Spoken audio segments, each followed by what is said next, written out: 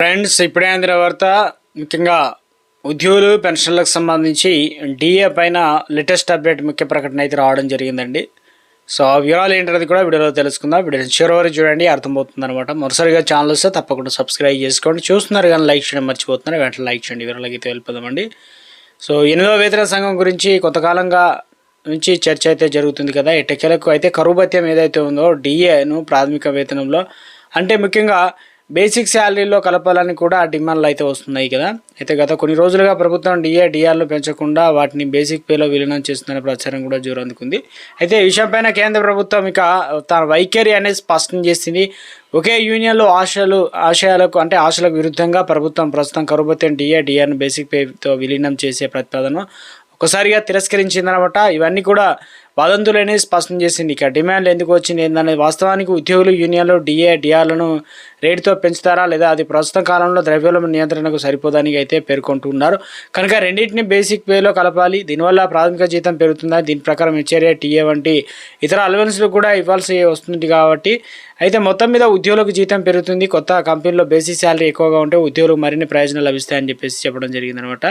So ముఖ్యం మీద ఉద్యోగులకు సంబంధించి చూసుకున్నట్లయితే డిసెంబర్ 1, 2025 లోక్సభ లిఖితపూర్వక సమాధానం ఆర్థిక సహాయ మంత్రి పంకజ్ చౌదరి మాట్లాడుతూ ప్రస్తుతం డిఏ బేసిక్ శాలరీలో విలీనం చేసే ప్రతిపాదన ఏది ప్రభుత్వం వద్దలేదని కూడా స్పష్టం చేయడం జరిగింది. ఇక ఎంపీ ఆనంద్ బదరియా అడిగిన ప్రశ్నకు సమాధానం పంకజ్ చౌదరి ఇచ్చారనమాట. సమాధానం ఇందులో కేంద్ర ప్రభుత్వ ఉద్యోగులు పెన్షన్లో గత 30 సంవత్సరాలుగా అత్యధిక ద్రవ్యోల్బణం పేర్కొంటున్నారని చెప్పేసి ఒక అప్డేట్ ఇచ్చారు.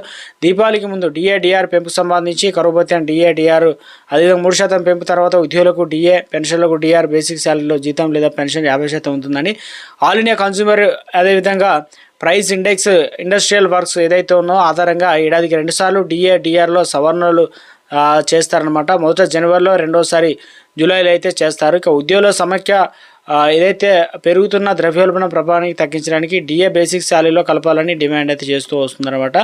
సో మొత్తం మీద ఉద్యోగులకు సంబంధించి ఏదైతే ఉందో ముఖ్యంగా 8వ పే కమిషన్ సంబంధించి ముఖ్యంగా కేంద్రంలోని మోడీ ప్రభుత్వం 8వ పే కమిషన్ ఏర్పాటు చేసింది. ఇప్పటికే పనితీరు ప్రారంభం ఇచ్చింది కాబట్టి 10 నెలల పాటు పనిచేసే పే కమిషన్ 1 కోటి మందికి పైగా ఉన్నటువంటి కేంద్ర ప్రభుత్వ ఉద్యోగులు అలాగే పెన్షన్లకు సంబంధించి వేతనాలు సవరించేందుకు ప్రతిపాదనలు కూడా అందించినట్టు తెలుస్తుంది అనమాట. మొత్తం మీద ఒక లేటెస్ట్ అప్డేట్ అయితే అందించే ప్రయత్నం అయితే చేయడం జరిగింది. 8వ పే కమిషన్ సంబంధించి సుప్రీం కోర్టు సంబంధించి ఏదైతే మాజీ జస్టిస్ రంజన్ ప్రకాష్ దేశాయ్ చైర్పర్సన్గా నియమితులయ్యారు. అలాగే ప్రొఫెసర్ పులక్ ఘోష్ పార్ట్ అదేవిధంగా టైం మెంబర్గా అయితే నియమించినట్లు తెలుస్తుందన్నమాట. మొత్తం మీద ఏదైతే 8వ పే కమిషన్ సంబంధించి ఒక అప్డేట్ ఇచ్చే ప్రయత్నం కూడా చేశారనమాట డిఏల పైన కూడా.